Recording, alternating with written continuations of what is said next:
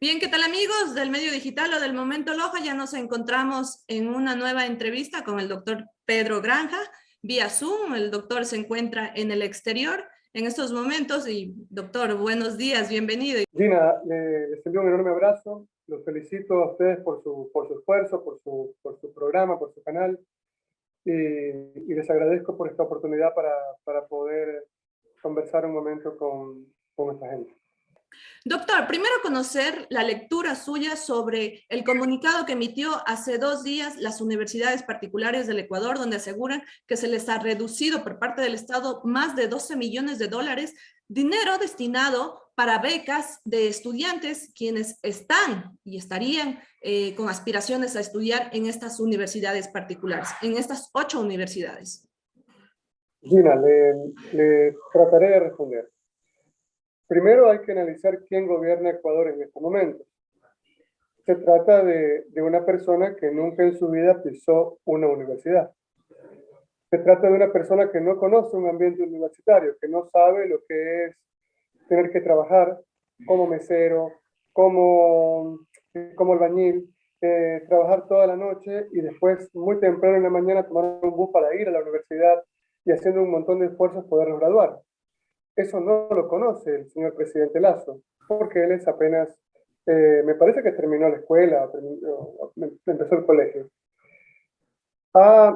Le ha quitado presupuesto a la educación, no quiere pagar la recategorización de los profesores de las escuelas y colegios nacionales, que es un derecho que tienen los docentes una sola vez en la vida.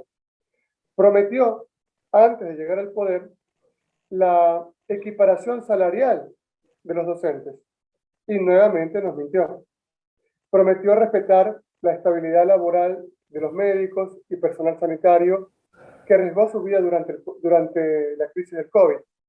Hasta este momento, la ministra de Salud no cumple, con más de 113 juicios que han perdido y que la obligan a abrir los concursos de merecimientos para que el personal sanitario pueda tener estabilidad laboral en la Red Integral de Salud Pública. Entonces, usted se da cuenta que es un gobierno que, lejos de apostarle a la inversión social, lo que pretende hacer es gobernar a punta de garrote y de balazos. Ahora utilizan los perros como los utilizaban las SS en la Alemania nazi para morder a la gente. No solamente utilizan a los perros de una prensa realmente patética, a la cual le están pagando con recursos del mismo Estado, ¿ok? Entregándoles grandes contratos en canales incautados para que ellos tiren racismo y odio. Entonces, se trata de un presidente que evidentemente menosprecia la importancia de la investigación en el tema de educación superior. Yo le decía hace un momento que tras cámaras, con una comunidad muy importante de jóvenes ecuatorianos que trabajan 8 o 10 horas al día y al mismo tiempo estudian.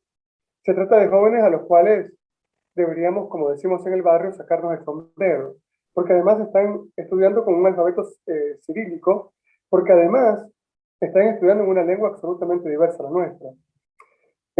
Lo que se está apuntando acá es única y exclusivamente a quitarle autonomía y poder a las universidades ecuatorianas públicas para reaperturar esos viejos garajes de los amigos de Guillermo Lasso, que los van a convertir muy pronto nuevamente en universidades en donde se van a expender cartones haciéndolos pasar por títulos universitarios a precios de entre 50 y 60 mil dólares, para que solamente los puedan pagar los hijitos bobos de papá, que de esta manera van a decir que son grandes estudiantes universitarios, cuando no conocen absolutamente nada respecto de lo que significa un verdadero debate reglado, de lo que significa hacer una tesis doctoral, de lo que significa estudiar, de lo que significa cruce de variables, y esto evidentemente le va a pasar factura al país. ¿Usted cree que la falta de preparación académica del presidente actual del Ecuador sea algo trascendental o primario o principal debido a esta reducción que se le hace a las universidades? Recordemos que en el gobierno anterior, reciente, también desde el año 2018 le venía poco a poco reduciendo presupuesto a las universidades públicas. Y hago esta comparación, la quiero hacer sobre todo con el expresidente de Brasil, que tampoco tuvo una formación académica. Sin embargo, Brasil tiene escuelas en cuanto a educación superior que son muy buenas, y unas que se podría decir una de las mejores universidades que tiene Brasil a nivel de Latinoamérica. Y lo mismo pasa con el expresidente de Bolivia, que tampoco tuvo una formación académica, pero sin embargo tuvieron políticas de priorizar la educación en cada uno de sus países. ¿Usted cree que sea esto, a lo mejor, de no haber tenido esa formación académica, una de las causales para que tome hoy en el poder esas decisiones? Se refiere, por ejemplo, a Bolsonaro, déjeme explicarle rapidito. El discurso nazi de Bolsonaro ha provocado, entre otras cosas, que se disparen los índices de violencia intrafamiliar en Brasil, que se habían reducido bastante en la época de Lula. Es decir, acá se habla permanentemente de que el discurso de un mandatario no incide en la sociedad. Y esto es falso, no, tiene mucha incidencia. Estamos hablando del primer ministro. Es evidente que usted tiene razón. No solamente tiene que ver con la poca educación que tendría en estos momentos el presidente ecuatoriano, sino que además tiene que ver también con su corpus ideológico. Mire, es evidente, mi querida Gina, que la vida no se trata de izquierdas ni de derechas, que solamente es vida. Pero es claro que la gente de izquierdas la defiende con una cierta intensidad muy distinta a la gente neoliberal. Yo le estoy hablando con hechos, no con suposiciones, yo no le puedo faltar el respeto. Y es un hecho, te repito, es un hecho que llega al gobierno el bachiller Lasso y se empiezan a desaparecer mágicamente los fondos para la inversión en educación y para la inversión en salud. Por el contrario, se empiezan a aperturar fondos para la represión de la protesta social, es decir, para militares y policías. Y eso ya le está diciendo mucho. Es claro que, mire, si la derecha invirtiese en alcantarillado, en nuevos hospitales, en investigación, en formas para ir eliminando la violencia contra la mujer, evidentemente sería muy lindo, pero entonces no sería en la derecha. Lo que ellos piensan siempre es en la transferencia de valores económicos siempre, que pasen de los bolsillos del más débil a los bolsillos de los grandes monopolios, banqueros y grandes carteles empresariales. Pero de esta manera no se dan cuenta que el dinero no es que crece en los árboles, sino que tiene que girar para poderse reproducir. Y cada vez se reproduce menos porque cada vez está en menos manos. Es decir, ellos nos viven prometiendo cambio, nos viven prometiendo desarrollo, pero no pueden hacerlo porque dentro de su chip más íntimo está la expoliación. Entonces, no solamente el actual despojo a la educación superior ecuatoriana no solamente responde a la poca preparación de Lazo, sino también a su subsidio, que es evidentemente el de la extrema derecha. Doctor, y aquí valdría tal vez hacer un llamado a la ciudadanía en esa falta, a lo mejor, en prevalecer o privilegiar esa falta de formación política de los ecuatorianos, porque de alguna manera entonces podríamos decir que sí es importante saber quién aspira a llegar a la presidencia, es importante saber de qué ideología viene, porque depende de esa ideología de la que venga, es lo que va a implementar su plan de gobierno, sus políticas, que a la final van a beneficiar o afectar a los ecuatorianos en este caso. Sí, pero habría que ver, yo creo que aquí los grandes responsables del triunfo de Guillermo Lasso, que es al final de cuentas el triunfo de Emma Watt, el triunfo de Alexandra Vela, el triunfo de Juan Manuel Fuertes, el triunfo de Osvaldo Hurtado, y también el de Larreategui, y también el de Lenín Moreno, es evidente que los grandes responsables de esto somos quienes nos reputamos de tener un pensamiento de avanzada. Y vivimos diciendo que somos pensadores de vanguardia. Yo pienso, Gina, que es el momento en que nos pongamos a asumir nuestros errores. Debemos entendernos como pensadores o como obreros de retaguardia. Es decir, dar un par de pasos atrás y empezar a volver a tener contacto con nuestra realidad. Mire, La izquierda ecuatoriana, particularmente, me voy a referir al MPD, porque cuando hablamos de izquierda no podemos hablar de Rafael Correa, de la gente de uno, ellos no son izquierda, ellos son una nueva versión de la derecha ecuatoriana, ¿ok? Con nuevos colores, como usted quiera, pero cuando hablamos de izquierda, por ejemplo, nos referimos al MPD. Y este grupo ha perdido su capacidad para conversar con los sectores más populares. Es una izquierda de cafetín, una izquierda que está muy cómoda con la entrega de la Defensoría del Pueblo, están muy preocupados para sacarlo a Freddy Carrión de la Defensoría y poner a Zaida Rovira, y con eso se quedan tranquilos, al punto que dicen que es un gran triunfo el tema de la decisión de la Corte Constitucional con respecto a las reformas a la Ley Orgánica de Educación Intercultural. Y no es ningún triunfo porque no se aprobaron los dos principales avances para los profesores en esta materia. Primero, que ganen un sueldo mínimo de 2.5 salarios básicos, y en segundo lugar, que se respete la recategorización y el régimen especial de jubilación. Cuando se dice por parte del gobierno de Lazo que no hay fondos para eso, esto es falso, porque la disposición 18ª transitoria de la Constitución le obliga al Estado ecuatoriano a desembolsar al menos el 6% del Producto Interno Bruto para la inversión en esta materia. Entonces, mire, cuando Lazo llega al poder, no solamente que hay que echarle la culpa al votante, ¿okay? Esto es tan absurdo, tan estúpido como decir que una mujer que es víctima de violencia intrafamiliar es la culpable de su desgracia. Por supuesto que no lo es.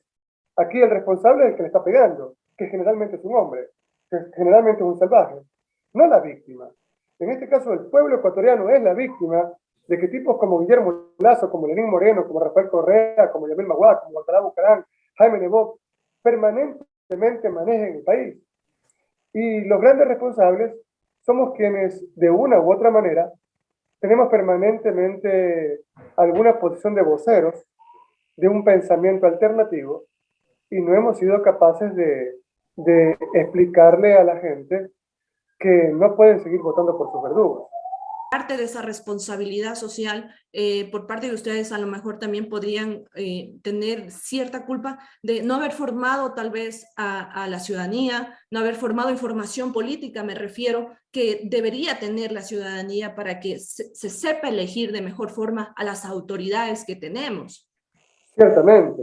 Por ejemplo, mire, a mí me gusta mucho leer algunos autores que de pronto se entienden ya como caducos, como viejitos.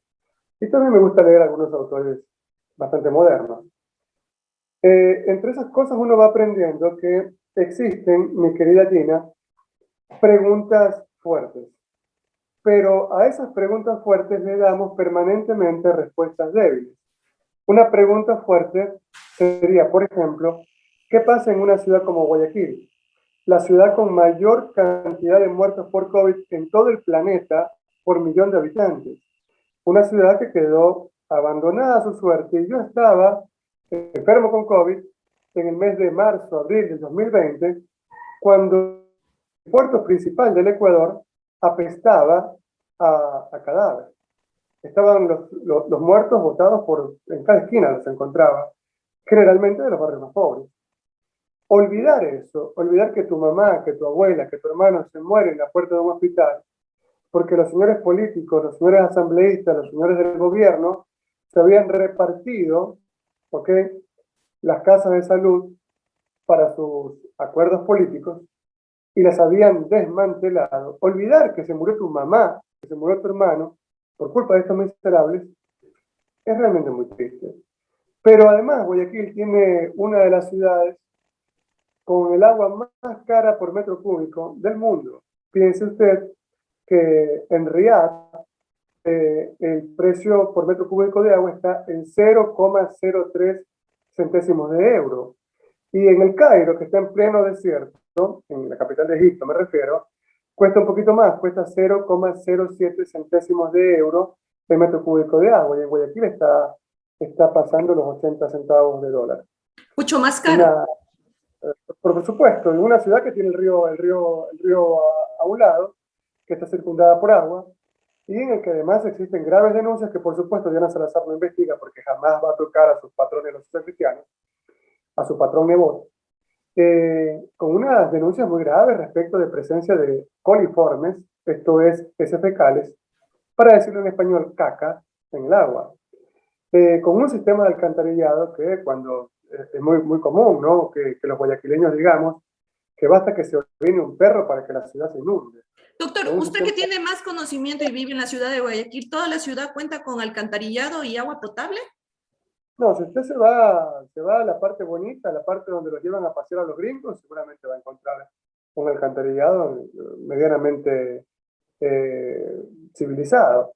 Pero Guayaquil también es el monte Sinaí, donde viven hacinadas miles y miles de personas que tienen que hacer todavía sus necesidades básicas en una letrina.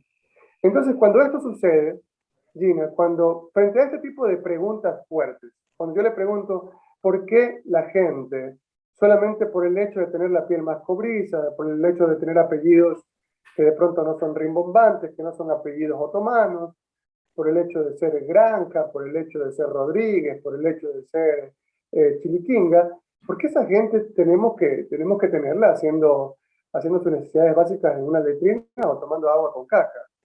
Frente a estas preguntas, las respuestas que obtenemos son, ah, es que por gusto vienen a Guayaquil. O la respuesta es, eh, todavía no podemos establecer un sistema de alcantarillado completo porque todavía nos falta gobernar Guayaquil 30 años más. Los cristianos están en el poder de casi 3 décadas, pero siempre viven hablando de cambio. Entonces, frente a una pregunta tan fuerte, usted le da dos respuestas débiles, que son las respuestas que le dan siempre los socialcristianos y todos sus sirvientes de la prensa guayaquileña, de la mayoría de la prensa guayaquileña. Y son respuestas doblemente débiles, porque lejos de responder la pregunta, lo que hacen es tratar de acanallarla o tratar de descomponerla sin atacar el fondo del problema. Entonces, mire, a mí me parece que hay, que, hay en Guayaquil al menos gente que está trabajando muy duro, volviendo a hacer ollas populares, volviendo a tener contacto con los sectores más desposeídos, y convencidos estamos que en algún momento se puede hacer un cambio interesante para... Lo que usted acaba de comentar, si existe esta contaminación en el agua, sería una responsabilidad primeramente de la alcaldía y teniendo todavía un conocimiento la alcaldía y de que no tome alguna solución, porque para eso está en la alcaldía, para eso está en el poder, para tomar medidas, dar soluciones a los problemas que tiene la ciudad. Y si no lo ha hecho, entonces, ¿qué es lo que tiene que hacer la ciudadanía en este caso? Guayaquil, le voy a hablar con hechos, con hechos. Interagua tiene la concesión del agua y del alcantarillado en Guayaquil desde que están los socialcristianos. Hace un plan de inversión para el año 2012 y dicen vamos a gastar 22 millones de dólares.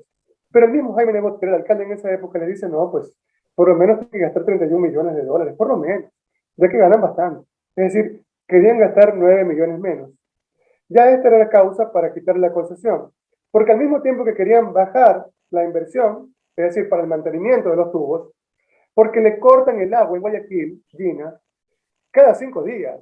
Usted vive como si estuviera en Kabul, como si estuviera en la capital de Afganistán. Justamente eso le iba a decir, en redes sociales se ha visto bastantes ciudadanos guayaquileños que se quejan de los cortes de agua, que son constantes. ¿Quién tiene que fiscalizar a Interagua? Una empresa que se llama EMAPAC. ¿Sabe quién fue el fiscalizador principal de EMAPAC en el año 2012? El ex director administrativo financiero del mismo municipio de Guayaquil. Es decir, trabaja para el municipio de Guayaquil y después pasa a fiscalizar a la contratista. Es una cosa bastante extraña, es decir, siempre hombres de Nebot al frente. Lo que le estoy hablando son hechos. Usted lo puede verificar muy fácilmente, yo le paso los documentos y usted lo ve. Doctor, ¿y qué pasa con los concejales? ¿Para qué está el Cabildo de Guayaquil ahí? Se supone que ellos deberían fiscalizar esto. Sí, mire, si usted lo lleva a cualquiera de los concejales de Guayaquil a comer un encebollado en cualquier esquina del barrio, terminan con cólera, ¿okay? Se enronchan, porque todos son niñitos aniñaditos, que no conocen el Guayaquil verdadero, que en su vida han tenido hambre, que no les interesa un pepino la ciudad, porque ni siquiera viven en Guayaquil, porque la mayoría de ellos viven en una isla a la que se llega cruzando un puente exclusivo para ellos, que lo construyeron con fondos públicos. Ok, viven en una isla privada donde cada casa cuesta por lo menos $500.000. ¿Ok? Entonces esta gente no conoce Guayaquil, no le puede interesar un pepino las necesidades de la gente. Por ejemplo, el que una madre de familia reciba una llamada mientras está trabajando, de su papá, que es un anciano, y le dice, mijita, nos cortaron el agua, no hay cómo preparar una sopa. Y así pasa el agua cortada, pues pasamos sin suministro de agua, 48, 72 horas sin ningún aviso. Es decir, lo que le quería decir es que Guayaquil no es Kabul, Guayaquil no es la capital de Afganistán, no estamos en ninguna guerra y sin embargo nos cortan el agua permanentemente. Cuando llega con la potencial presencia de coliformes. Cuando llueve, la ciudad se inunda y se pierden miles y miles de dólares. Por consiguiente, me parece, mire, Gina, que ha llegado el momento en que la ciudad del garrote, la ciudad excluyente, la ciudad en la que los parques pasan cerrados, la ciudad de los grandes monopolios y grandes negociados, debe acabar. Guayaquil merece otra suerte y merece otro alcalde. Doctor, estamos a 2 años de que se realicen elecciones seccionales. Lo que usted me menciona, ¿podríamos decir que hay una alternativa? ¿Podría haber un candidato o una línea política distinta al que se pueda elegir en Guayaquil a la que ha venido gobernando en estos últimos 20, 30 años? Yo estoy convencido, Gina, que Guayaquil va a tener una candidata o un candidato alcalde diferente al grupo de Correa, diferente a lo que han sido 30 años de garrotes sociales. Es decir, una candidata o candidato nuevo que fundamentalmente responde a los intereses de los barrios más olvidados de la ciudad. Un candidato que esté preparado en temas de urbanismo, repito, de gestión del tráfico, de ciudad verde, de ciudad digital. Una candidata o un candidato diferente va a salir, sin ninguna duda. Y para eso estamos trabajando, para tratar de rescatar nuestra ciudad de este grupo de otomanos que realmente ha llegado para destruirla. Doctor, finalmente quiero tocar este tema rápidamente. Nos encontramos ya 100 días desde que fue posicionada la nueva Asamblea Nacional en este nuevo periodo. 100 días donde en estos últimos días ha explotado el escándalo de la segunda vicepresidenta de la Asamblea, la que estaría presuntamente vinculada al tráfico de influencias y quien habría gestionado cargos siendo una prohibición para los legisladores dentro de la ley de la función legislativa. Y también preguntarle cómo califica usted a esta nueva asamblea cuando ya están en 100 días, por ejemplo, los asambleístas de Loja, cuáles son 2 mujeres y 2 hombres. Las 2 mujeres han presentado proyectos en estos 100 días y 2 hombres no han presentado. Los asambleístas de Zamora, 2 asambleístas por la provincia de Zamora Chinchipe y ninguno de los 2 ha presentado ningún proyecto de ley en estos 100 días. ¿Usted cómo lo calificaría, doctor? Que era la crónica de una muerte anunciada. Uno no se explica cómo, después de haber tenido la asamblea del reparto de los hospitales, una asamblea integrada por un montón de delincuentes que deberían estar en cualquier sociedad civilizada presos. Existen denuncias de Fernando Villavicencio de este programa investigativo de Marlon Puertas, en las que claramente se hablaba de la responsabilidad de un montón de gente en la gestión y la administración de hospitales públicos. ¿Ok?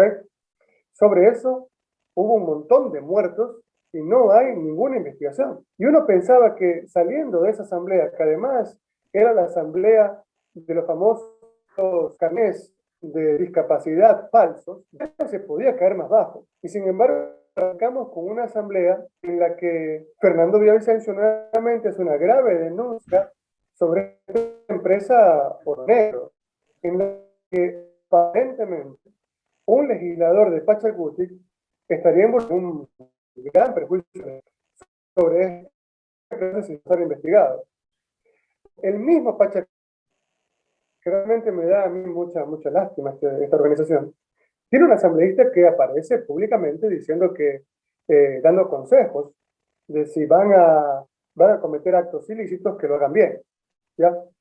Luego, la presidenta de la asamblea de Pachacutic termina comprando más de media docena de autos de lujo en un país en el que la gente se muere de hambre, en un país en el que en los hospitales no hay ni aspirina, en un país en el que primero vacunamos a los viejos, a las momias panas de Lazo, y después vacunaron a los médicos.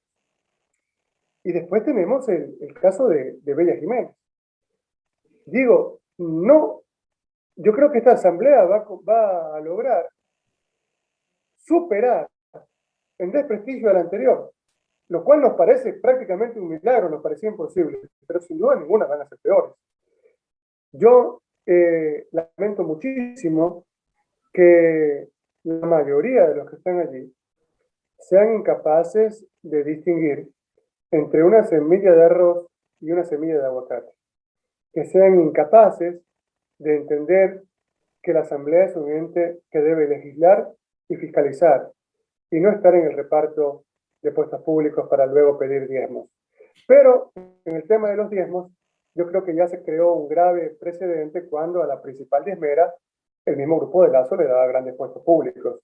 Y después el marido tiene la concha de salir en redes sociales mandándose algunas frases machistas, en el sentido de que habría que mandar a ciertas dirigentes feministas a Afganistán, y tampoco le pasa nada al marido, que es mantenido por alguien que estaba vinculado en este tema de diezmos. Mire, yo veo con mucha ilusión, yo me reúno con muchachos en Italia, donde yo estoy estudiando fundamentalmente sobre crimen organizado, y veo que hay ecuatorianos muy capaces que están estudiando, por ejemplo, educación inclusiva, para ver cómo solucionamos el problema de niños que han sido víctimas de abuso sexual, por ejemplo, y reinsertarlos al sistema escolar, o para ayudar a niños que tienen autismo, ¿ok?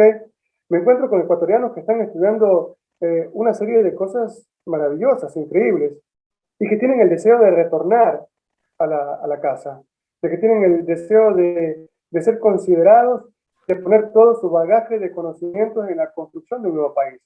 Yo pienso que hay un periodismo decadente, pero también hay periodistas como usted, jovencitas y muy capaces.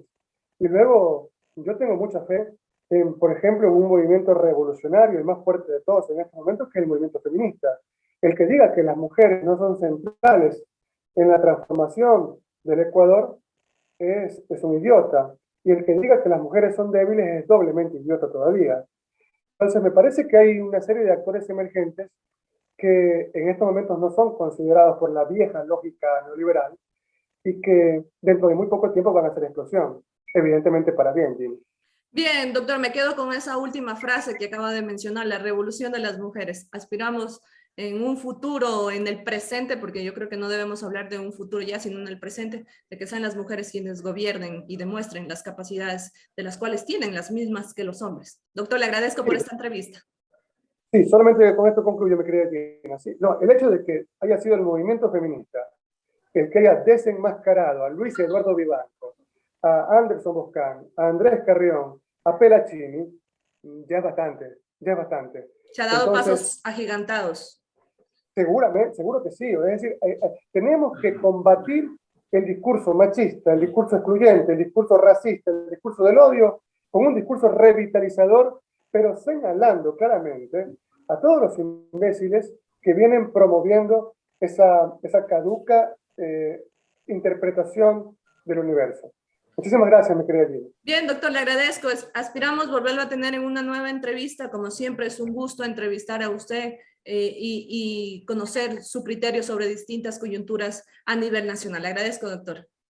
Un abrazo a toda la gente de Loja, una ciudad y una provincia maravillosa donde están los mejores anfitriones del mundo. Un abrazo a todos mis amigos de allá.